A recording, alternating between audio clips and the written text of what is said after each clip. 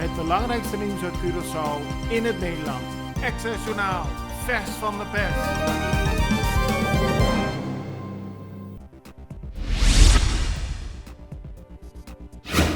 Een medewerker van Scuchami, een organisatie die verantwoordelijk is voor geestelijke gezondheidszorg op Curaçao, heeft in de afgelopen jaren meer dan 500.000 gulden achterover gedrukt. Dat geld is via een ingenieuze manier van de rekening van Scuchami op zijn rekening gezet. Een lid van de Raad van Commissarissen heeft aangifte gedaan tegen de persoon. Het gaat in totaal om een bedrag van 550.000 gulden. Maar de extra weet te melden dat er tot nu toe niks met de aangifte is gedaan en dat de persoon nog niet vervolgd is. Vandaag is de tweede dag van het Interparlementair Koninkrijksoverleg op Bonaire, het IPCO. Een van de belangrijke agendapunten is het COHO, het Caribisch Orgaan voor Hervorming en Ontwikkeling. Delegaties van de parlementen van Nederland, Curaçao, Aruba en Sint Maarten overleggen over het COHO. En volgens Giselle McWilliam van de MAN zal dat overleg lang duren. Het COHO heeft tot doel een verdere ontwikkeling van de economieën van Curaçao, Aruba en Sint Maarten. Maar de vraag is in hoeverre het COHO de autonomie van de landen aantast. Na Colectra, nós toma tempo para servir ora com mais de comigo.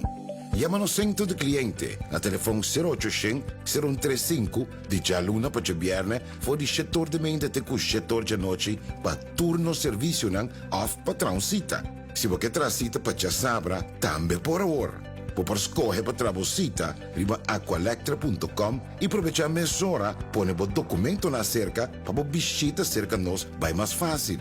Sim, a Colectra su centro de cliente wordt klaar para servir na momento que você come a bo.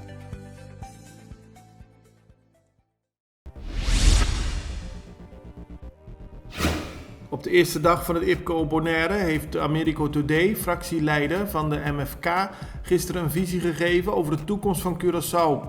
Today gaf onder meer aan dat Curaçao een enorme bevolkingsexplosie nodig heeft. We hebben heel veel mensen nodig en hij wil binnen het IPCO gaan praten over mogelijkheden om daadwerkelijk meer mensen aan te trekken.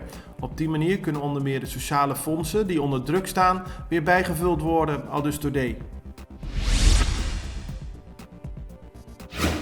De Arubaanse minister van Volksgezondheid Dangi Audibert heeft gisteren op zijn Facebookpagina Nederland bedankt.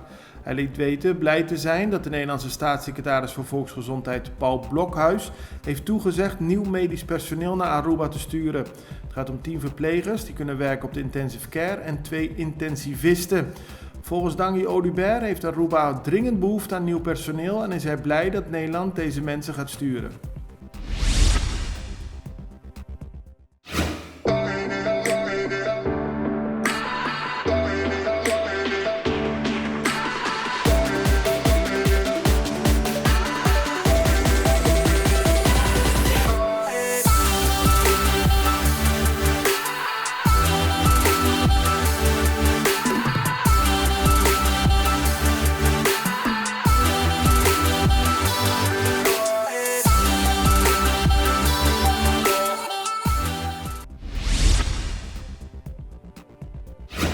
De overheid heeft gisteren laten weten dat er in de afgelopen 3 dagen 2 coronapatiënten zijn overleden.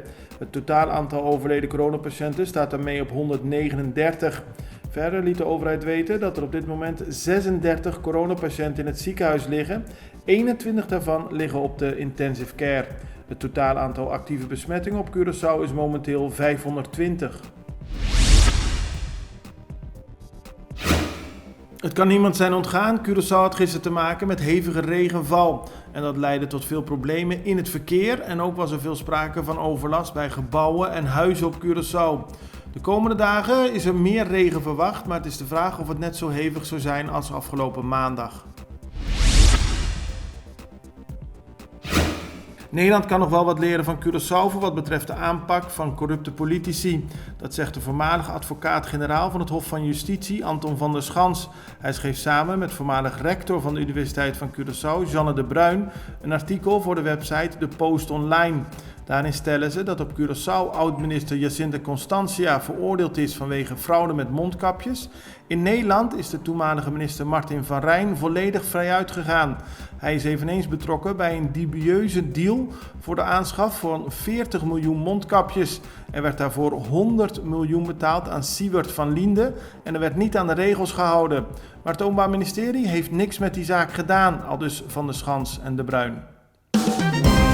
Het belangrijkste nieuws uit Curaçao in het Nederland. Access Journaal, vers van de pers.